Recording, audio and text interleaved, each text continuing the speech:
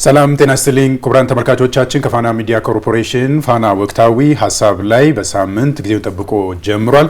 ሀሳብ ላይ እንግዲህ ልክ ከዚህ በፊት እንደምናቀርበው ወደ እናንተ ማለት ነው ሁለት የሀገር ውስጥ አንድ ዓለም አቀፍ ጉዳይ እያነሳ ከእናንተ ጋር ቆይታ ያደርጋል። ከመሸጋገሪያ በኋላ እንመለሳለን።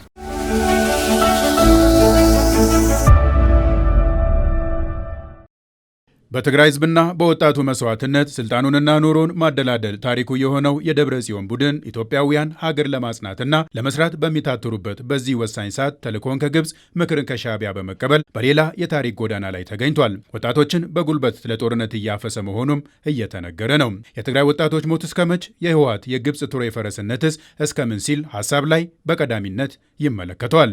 የአረንጓዴ አሻራ መርሃ ግብር ኢትዮጵያውያን በቢሊየን ታሪክ የሰሩበት የዚህ ትውልድ ሌላ የአድዋ ድል መርሃ ግብር ነው። ይህን ድል የጻፈው ትውልድ በማጠቃለያ መርሃ ግብሩ 8 ቢሊየን ችግኞችን በመትከል ሌላ ታሪክ ለመስራት ተዘጋጅቷል። ለምለምና አረንጓዴ ሀገርን ለትውልድ ለማውረስ የታቀደውን ይህ ታላቅ መርሃ ግብር ሀሳብ ላይ በጥልቀት ይመለከታል።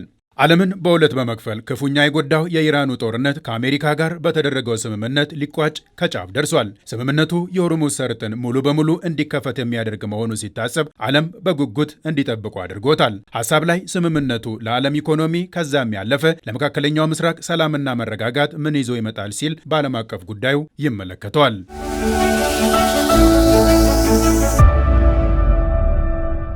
ተመልሰናል ተመልካቾች። እነዚህ ሶስት አበይት ጉዳዮችን እያነሳን ለ40 ደቂቃ ከእናንተ ጋር ቆይታ እናደርጋለን። እነዚህ ጉዳዮችን ደግሞ እያፍታታን ከእናንተ ጋር የምንቆየው ከዚህ በረከት ተካልኝ፣ በግራይ በኩል ደግሞ አፈወርቅ እያዩን የሚድነቃቸው ኃይለማርያም አብረናችሁ እንቆያለን። እንኳን በሰላም መጣችሁ ሁለታችሁ። መስገን እንኳን ደህና ቆየ።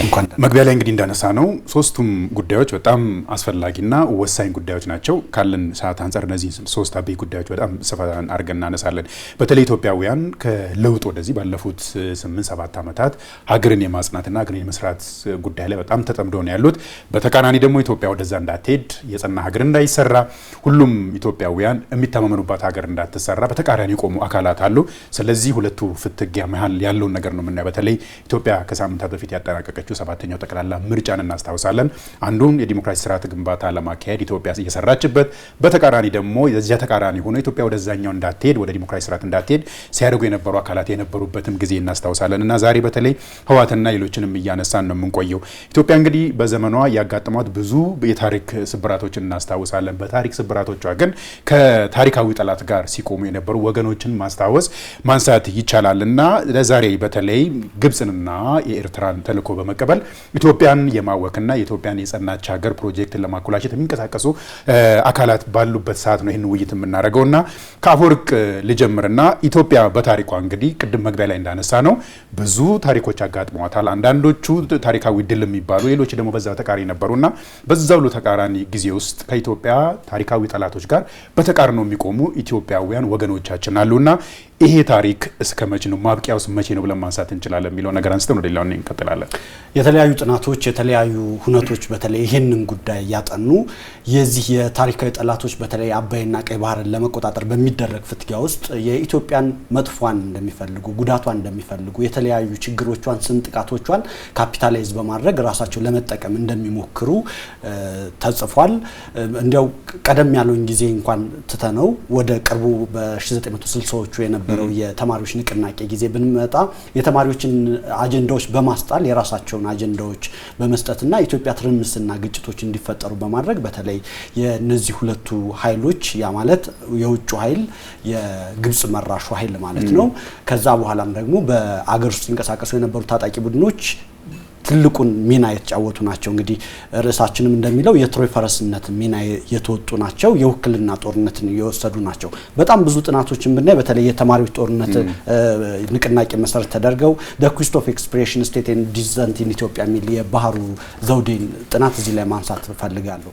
በተለይ በተማሪዎች ንቅናቄ ጊዜ ተማሪዎች ያነሷቸው የነበሩ የመሬት ላራሹ የኢትዮጵያ ዲሞክራሲ ሽግግርና ሌሎች ጥያቄዎችን በማስጣል በተለይ ብሔርና መለያየት የሚሉ መገንጠል የሚሉ አጀንዳዎች ጎልተው እንዲሰሙ በማድረግ ግብጾች ሲያደርጉ ነበር። ታሪክ ይሄንን ይነግረናል።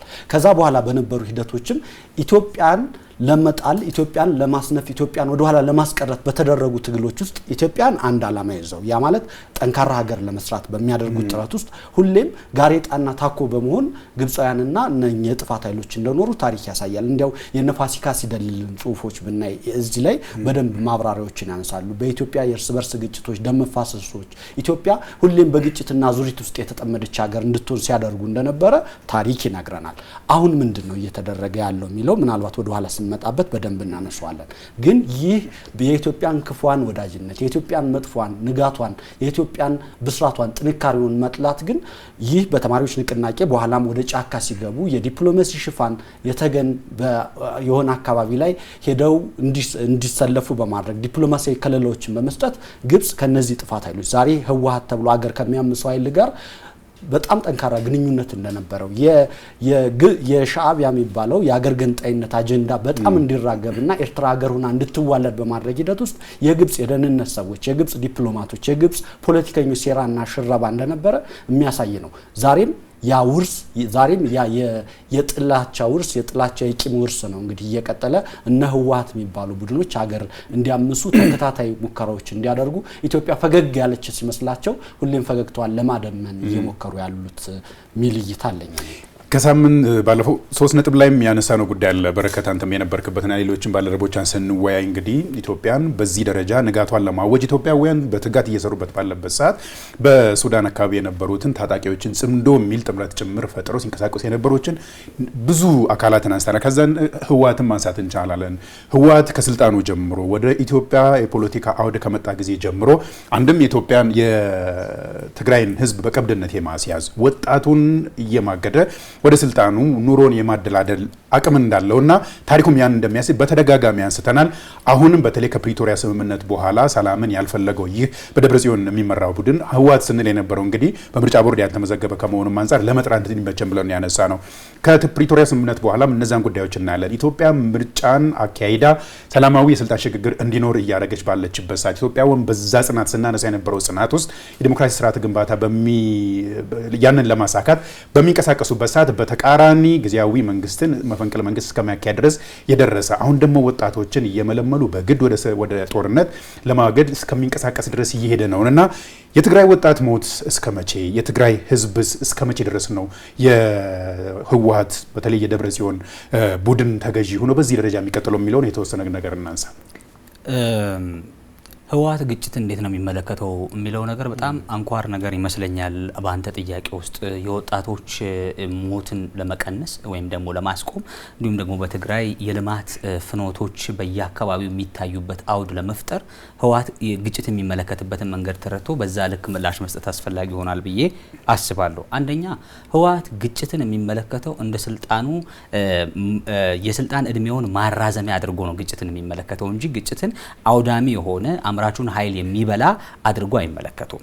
ሁለተኛው ከተጠያቂነት የመደበቂያ መሸሸጊያው ነው። ትልቅ እንደ ምሽግ አድርጎ የሚጠቀምበት ነገር ቢኖር ግጭትና ጦርነት ነው። ስለዚህ ከህዝብም ተጠያቂነት ከህግም ተጠያቂነት የማምለጫ በር አድርጎ ይመለከቷል። ከህዝብ ተጠያቂነት ስንል የትግራይ ህዝብ 50 ዓመት ሙሉ በዚህ ኃይል ስር የቆየ ህዝብ ነው። ነገር ግን በእነዚህ ጊዜያቶች ውስጥ ልጆቹን የሰጠበት እድሜውን የሰጠበት እንዲሁም ደግሞ የተለያዩ ሪሶርሶችን ለዚህ ኃይል ያቀረበበት ዋነኛው ምክንያት የልማት ጥያቄው እንዲመለስለት፣ የዲሞክራሲ ጥያቄው እንዲመለስለትና በአካባቢው ልጆቹ የተሻለ ተስፋ ማየት የሚችሉበት አውድ በክልል ውስጥ እንዲፈጠር ነው ከዚህ ኃይል ጋራ ያለውን ሁሉ ሲያደርግ የቆየው። ስለዚህ ይሄ ጥያቄ አለበት። ልጆችን የታደረካቸው ለልማትና ለዲሞክራሲ ተብሎ ብዬ የሰጠው ልጆችን የታደረካቸው ለሚለው ጥያቄ ህወሓት ምላሽ የለውም። ስለዚህ አሁንም ግጭትን ይፈልገዋል። ለምን? ከዚህ ተጠያቂነት የመሸሻ ትልቁ በር ስለሆነ። ሌላኛው የህወሓት ኃይል ሀብት የሚያካብትበት መንገድ ነው ግጭት። ስለዚህ ይሄ ኃይል የተደራጀው መጀመሪያም ለህዝቡ የዲሞክራሲ የተስፋ ብርሃን ለማሳየት አይደለም፣ የግል ጥያቄዎቹን ለመመለስና በስልጣን ለመቆየት ብቻ ነው። ስልጣንንም የሚፈልገው ሀብትን ለማካበት ስለሆነ ማለት። ስለዚህ የጦርነት ኢኮኖሚ ፍላጎት በስፋት የሚንጸባረቅበት ኃይል ነው። ስለዚህ ግጭትን የሚመለከተው ከኢኮኖሚ አንፃር እንደሆነ ማየት እንችላለን። ስለዚህ በተቃራኒው ገልበጠን ካየ ነው ህወሓት ግጭትን አምራች ኃይል የሚበላ አድርጎ አይመለከተውም ማለት ነው። ሌላኛው ህወሓት ግጭትን ኢኮኖሚን የሚያደቅ የህዝብን ስለንቦና የሚሰብር ትራውማ የሚያስከትል እንደሆነ አድርጎ አይመለከቱም። ለምሳሌ ባለፈው ለሁለት ዓመታት በተደረገው የሰሜኑ የሀገራችን ክፍል ጦርነት ምን ያክል ሰብአዊና ቁሳዊ ኪሳራ እንዳደረሰ በተለያየ መልኩ በሪፖርቶች ሰምተነዋል። የጊዜያዊ አስተዳደሩ የመጀመሪያው ፕሬዝዳንት የነበሩት አቶ ጌታቸው ረዳ ከፋና ቴሌቪዥን ጋር በነበራቸው ቆይታ ሪፖርት ውስጥ የነበሩ ዋና ዋና ሀሳቦችን አንስተዋል። በዚህ ጦርነት ውስጥ የተደፈሩ ሴቶችን የደረሰውን ቁሳዊ ሰብአዊ ኪሳራ ሙሉ በሙሉ በመቀሌ ዩኒቨርሲቲና አጋር አካላት ተጠንቶ የቀረበው ሪፖርት በስፋት አንስተዋል። ይሄ ለህዝብ ይፋ ሁሉ እንዳይደረግ ይህ ኃይል እንደያዘው ጭምር አንስተው እንደነበር እናስታውሳለን። የተጠያቂነት ጉዳይ ስላለበት በትክክል በማን የት ምን እንደፈጸመ ጭምር አብሮ በሪፖርት ውስጥ የተካተተ ስለሆነ ማለት ስለዚህ ይሄ ኃይል ይሄንን አይፈልግም። ይሄንን የማይፈልግ ከሆነ ደግሞ የሚያደርገው ዛሬም ግጭትን መጥመቅ ነው። ለምንድነው ግጭትን ግን የሚጠምቀው የሚለው ጉዳይ ደግሞ አብሮ መነሳት መቻል አለበት። ህወሓት ግጭትን እንዴት ነው የሚመለከተው?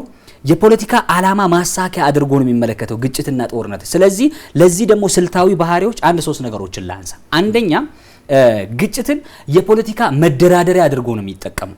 ለምሳሌ ሰላምን እንደ መሰረታዊ መርህ ተጠቅሞ ህዝቡን ከማሻገርና ከደረሰበት ሰብአዊም ሆነ ቁሳዊ ኪሳራ እንዲላቀቅ ከማድረግ ይልቅ ጊዜም በመግዛት ራሱን የማደራጃ ጊዜ አድርጎ ነው የሚጠቀመው። ይሄንን ባለፉት ጊዜያት ስንመለከት ነበር። አሁንም ተመሳሳይ ነገር ባለፉት ጊዜያት በፕሪቶሪያው የሰላም ስምምነት እፎይታን ለህዝቡ እፎይታ ሲሆን ለሱ ደግሞ ጊዜ ገዝቶ ራሱን የማደራጃ አድርጎ እየተጠቀመበት እያየን ነው። ሌላኛው ውዝግቦችን አሸናፊ ሁሉንም ዊን ዊን በሆነ አፕሮች ከመፍታት ይልቅ ውዝግቦችን ወደ ጦርነት የመለወጥ ፍላጎትን በስፋት የምንመለከትበት ቡድን ነው።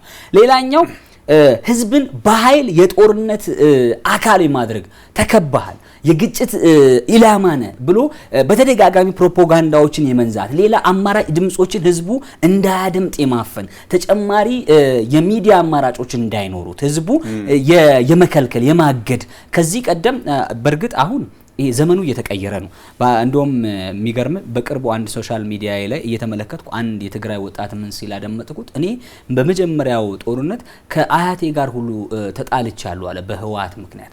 ግን ከጦርነቱ በኋላ ግን የተመለከትኩት ነገር ግን አያቴን ይቅርታ እንድጠይቃት አድርጎኛል የሚል ሐሳብ አድምጫለሁና ይሄ ምንድነው ስትል ህዝብን በኃይል የጦርነት አካል የማድረግ ፍላጎት የመጨረሻው ምናልባት ኋላ ላይ ሌሎቹን መለስባቸዋለሁ የውክልና ጦርነቶችን የመደገፍ ታጣቂ ከተባለና ከኢትዮጵያ ብሔራዊ ጥቅም በተቃራኒ ከቆመ አካል ጋር የመደራደርም አብሮ የመስራትም ባህልም አለ በትክክል። ስለዚህ እነዚህን ነገሮች ደምረ ስትመለከታቸው ጦርነት ለሱ ስትራቴጂካዊ ድል ማግኘት መንገድ ነው ብሎ የሚመለከት የተወሰነ ነገር በረከት ሲያነሳ የሆነ ነገር ተሰማኝ። በተለይ ከፕሪቶሪያ ስምምነት በኋላ ለትግራይ ህዝብ ትልቅ እፎይታ ነበር። ትልቅ የሰላም አየር እየሳቡበትና መኖርም የጀመሩበት ልክ እንደ ሌሎች ኢትዮጵያውያን ወንድም እህቶች ልማትን መፈለጋቸውን ያሳዩበት ወጥቶ የሚገቡበት ጊዜም ነበርና ከዛም በኋላ ግን የነበሩ ጉዳዮች እንዳየነው ለህወሓት ለደብረጽዮን ቡድን ሰዓት መግዣ ነበር። አሁን እያየን ያለው መረጃ ከዛ እየወጡ ያሉት መረጃዎች የሚያሳዩት ጭራሽ ከቅድም ካነሳናቸው ታሪካዊ ጠላቶች ጋር የመስራት ሻዕቢያን ጨምሮ ወጣቶችን በጉልበት ወደ ጦርነት ለማማገድ እያደረጉ ያሉት እንዲያውም አንዳንድ ሶሻል ሚዲያ ላይ ያያናቸው የነበሩ ወጣቶች ታፍነው በመኪና ሊጫኑ ሲሄዱ እያመለጡ የነበሩበት ሰዓት ውጭ የነበሩ ወጣቶች አሁንም ተቃውሞን እያነሱበት ባለበት ሰዓት ነው እንግዲህ ይህንንም ውይይት እያነሳ ነው ያለውና እነዚህን ሁሉ አነሳናቸው። የትግራይ ህዝብ ኢትዮጵያን ከማቅናት አንጻር ኢትዮጵያን ዛሬ ነፃነቷን ጠብቃ የኖረች ኢትዮጵያ ከማረግ አንጻር የራሱ ሚና የተወጣ ህዝብ ነው የትግራይ ህዝብ። በህወሓት ምክንያት በደብረጽዮን ቡድን ምክንያት ግን አሁን ተገለው ቅድም እንዳነሳ ነው በእርግጥ ኢትዮጵያ ግላቸው ሳይሆን በእነሱ እስር ቤት ውስጥ በመሆናቸው ምክንያት ነው እንደፈለጉ መሆን ያልቻሉት። ስለዚህ አሁን እነሱ እያስፈጸሙ ያሉት የራሳቸውን ፍላጎት ብቻ ሳይሆን በተለይ ተልኮን ከግብጽ እየወሰዱ ምክርን ከሻዕቢያ እየወሰዱ ኢትዮጵያን የማተራመስ የትግራይን ህዝብ ሰላም የመንሳት ጉዳይ እስከሆነ ድረስ እነዚህ ጉዳዮች መቆም አለባቸው የሚለውን በዚህ ፕሮግራሞች ላይ ማንሳት እንፈልጋለን እና ስለዚህ ከወጣቱ ምን ይጠበቃል የሚለውን አንስተናል። እየተማገደ ያለው ወጣቱ ነው።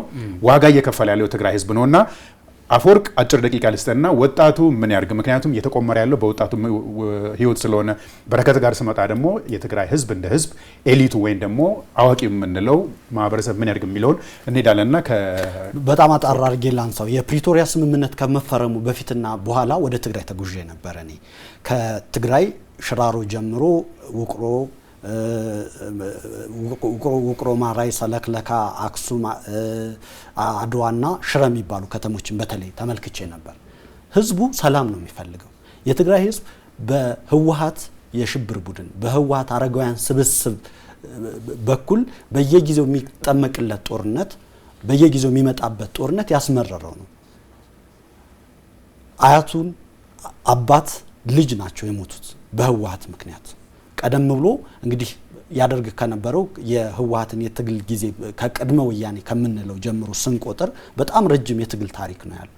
በጣም ረጅም የጦርነት የማተራመስ የተላላኪነት ታሪክ ነው ያለው። በዚህ ተላላኪነት ሁሌም ህዝብ ዋጋ ከፍሏል፣ ወጣት ዋጋ ከፍሏል። ያን ህዝብ እኔ ሄጄ ሰምቼዋለሁ፣ ሂጄ አዳምጬዋለሁ። ሰላም ፈልጋለሁ ነው የሚለው። ከሌሎች ኢትዮጵያ እንደ ሌሎች ኢትዮጵያን ማደግ፣ መለወጥ፣ መበልጸግ በሀገሩ ሰርቶ መለወጥን ይፈልጋል።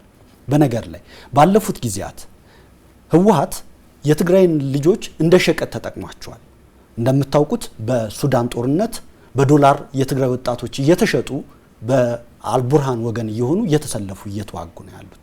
የትግራይ ህዝብ ለውጥ ይፈልጋል። የትግራይ ወጣቶች ዛሬ መኖር ነው የሚፈልጉት፣ መኖር ይፈልጋሉ። እንዳይኖሩ ተደርገዋል። በየመን በረሃ ስንቱ የትግራይ ወጣት እያለቀ ነው። ለምንድን ነው እያለቀ ያለው? እየታፈሰ በጦር ማሰልጠኛዎች በግዳጅ እየዘመተ ያለው የትግራይ ወጣት ዛሬም እንደሌሎች ኢትዮጵያን እንደኔና እንደናንተ ቁጭ ማለት፣ መስከን፣ መስራት፣ መለወጥ ይፈልጋል። ስለዚህ ይሄ የትግራይ ወጣት መደመጥ ይገባዋል። በነገራችን ላይ በመልእክት ላኪና ተቀባይ ይባላል አይደለ? ልክ እንደዚህ ነው የኛ ሀገር ግጭቶች እየሄዱ ያሉት። ላኪው የመልእክቱ ላኪ የጥፋት መልእክት ላኪው ግብጽ ነች፣ አስተላላፊው ሻዕቢያ ነው፣ ተላኪው ደግሞ ህወሓት ነው። ህወሓት ተልኮ ህወሓት በነገራችን ላይ ያረጋውያኑ ስብስብ ዛሬም የዘረፉና የሰረቁበትን ዘመን በናፍቆት እየጠበቁ ዛሬም ኢትዮጵያን ዳግም እናወድቃታለን፣ ዛሬም ኢትዮጵያን ዳግም ተቆጣጥረን እንዘርፋታለን በሚል ምኞት የሚኖሩ የተወሰኑ አረጋውያን የነሱን እድሜ ጨርሰው ዛሬ በወጣቱ እድሜ የሚቆምሩ ሰዎች ስብስብ ነው ይህ ስብስብ። ስለዚህ ወጣቱ ይሄን መረዳት አለበት። ወጣቱ ይሄንን መረዳት ማወቅ እምቢ ማለት አለበት። ማህበራዊ ሚዲያው ለዛ ብዙ ነገር ያመቻችቷል። ከሀገር ውስጥም ውጭ ሀገርም ያሉ ወጣቶች ይሄን ጉዳይ መብቃት አለበት። ይሄ ጦርነት የኛ አይደለም፣ መኖር እንፈልጋለን፣ ይሄኛው ትውልድ ወደሚቀጥለው ትውልድ መሸጋገር አለበት፣ ትውልድ እያለቀ መሄድ የለበትም የሚል ጦርነትን የመጥላትና የህወሓትን ሴራ ካሁኑ ነው የመረዳት ሁኔታ ከወጣቱ እናስታውሳለን። እና ኤሊት የምንላቸው የሀሳብ ሊቃን የምንላቸው የትግራይ ህዝብስ ምን ማድረግ አለበት የሚለውም በሁለት ደቂቃ ውስጥ ቤቂ ካለን ሰዓት አንጻር መረዳት ያለባቸው ነገር አለ ብዬ አስባለሁ። የትግራይ ልሂቃንና እንደዚሁም ደግሞ ህዝቡ አንደኛ ሻዕቢያና ግብጽ በኢትዮጵያ እንዲሆን የሚፈልጉት ምንድነው? እንዲሆን እየፈለጉ ያሉት አንደኛው ነገር ሁለቱ የጥፋት ጥምረቶች በኢትዮጵያ ደካማ የሆነ የማዕከላዊ መንግስት እንዲኖር የማድረግ ፍላጎት ነው። ለዚህ ነው መሳሪያ አድርገው እየተጠቀሙት ያሉ። የትግራይን ህዝብ ህወሓት በዚህ ልክ ነው እየተጠቀመ ያለው። ደካማ መንግስት ሲኖር ደካማ ሀገር ይኖራል ማለት ስሌት አለ። በትክክል ሁለተኛው ከልማት ይልቅ በጦርነት የተወጠረ መንግስት የመፍጠር አካሄድ አለ እዚህ ሀገር ላይ። እነዚህ ሁለት ኃይሎች የሚፈልጉት እሱን ነው። ለምሳሌ ሻዕቢያን ብትወስድ የልማት እሳቤና ውጥን የሌለው ስለ ዲሞክራሲ የማይጨነቅ የህዝብን እንደ ራስ ንብረት የሚገለገል አይነት አስተዳደር የዘረጋ ኃይል ነው። ስለዚህ ከዚህ ኃይል ጋር ሄደ የምትወስደው ምክር እንዲፈጠር የምትፈልገውን ፍላጎትን በግልጽ የሚያሳይ ነው። ስለዚህ በሀገር ውስጥም ጦርነትን እንደ እሳት አብራጅ የሆነ መንግስት እዛም እዚህም የሚውተረተር እንዲኖር ፍላጎት ስላለ ነው። ሌላኛውና ትልቁ ነገር ደግሞ ኢትዮጵያ የቀጠናው ተጽዕኖ ፈጣሪ ሀገር እንዳትሆን የማድረግ ፍላጎት ነው። ይሄንን ለማድረግ ነው ሻዕቢያና ግብጽ በዋነኛነት የህወሓትን ኃይል እየተጠቀሙ ያሉ። ስለዚህ የትግራይ ልሂቃን ሊረዱ የሚገባው ነገር ይሄ ነው። በዚህ ኃይል ሊፈጸም እየታቀደና እየተደረገ ያለው ነገር ይሄን ነው። ሀገርን የማድማት ፕሮጀክት ነው። ለዚህ ፕሮጀክት ደግሞ ማን ነው የመስዋዕቱ በግ እንዲሆን እየተፈለገ ያለው? የትግራይ ህዝብ ነው። ስለዚህ ህዝባችን ለዚህ ሀገርን ለሚጎዳ ሀገርን ወደ አልተፈለገ ትርምስ ውስጥ ሊከት ለሚችል ፕሮጀክት በዋነኛነት የትግራይ ህዝብንም ተጠቃሚ የማያደርግ የጉዳቱ ዋነኛ ሰለባና ማዕከል ለሚያደርግ ፕሮጀክት ተባባሪ እንዳይሆን የማስረዳት፣ የማሳወቅ፣ የማስገንዘብ ስራ መስራት መቻል አለባቸው። ሌላኛው ክልሉ የግጭት ማዕከል ብቻ አይደለም፣ የውክልና ጦርነት መፈንጫ ሜዳ እንዲሆን የሚያደርግ ነው። ስለዚህ ከዚህ እንዲቆጠቡ ማድረግ መቻል አለባቸው። ስለዚህ ረዘም ላለ ጊዜ መደራደር ጉዳቱን ይቀንሰዋል። ጦርነት ውስጥ የምትገባ ግን ከሆነ ከባድ ነው። በአንድ ወቅት ከፋና ቴሌቪዥን ጋር ቆይታ ያደረጉት የቀድሞ ጊዜ አስተዳደር ፕሬዚዳንት የነበሩት ጌታቸው ረዳ ምን አሉ? አንድ ቦታ ሲሄድ ለጉብኝት እየሄድኩ አንድ አባት ምን አሉኝ? ትንሽ እኮ ቀድመ ፈርመው ቢሆን ኖሮ ልጅ አይሞትም ነበር አሉኛል። ልክ እንደዛ ነው። አሁንም ትንሽ ዘግይተን ከሆነ ለጦርነት የሚሞቱ ሰዎችን ህይወት እንታደጋለን ማለት ብዙ ነገሮችን ማንሳት እንችላለን። በተለይ ምክንያቱም ጉዳዩ አሁን እንዳየነው ነው። ይሄ የኢትዮጵያ ጦርነት አይደለም፣ የውክልና ጦርነት አንድም የግብጽ ሁለትም ደግሞ የግብጽ ስራ አስፈጻሚ ሆኖ ይህንን ጉዳይ የሚያስፈጽመው የሻዕቢያ ተልእኮ እንደመሆኑ የትግራይ ህዝብ ይህንን ተረድቶ ሌሎችም ኢትዮጵያውያን በዚህ ጉዳይ ላይ መስራት አለባቸው እያልን የመጀመሪያውን ጉዳያችን እዚህ ላይ ያጠናቃለን። ከመሸጋገሪያ በኋላ በሁለተኛ ጉዳይ እንመለሳለን። አብራችሁን ቆዩ።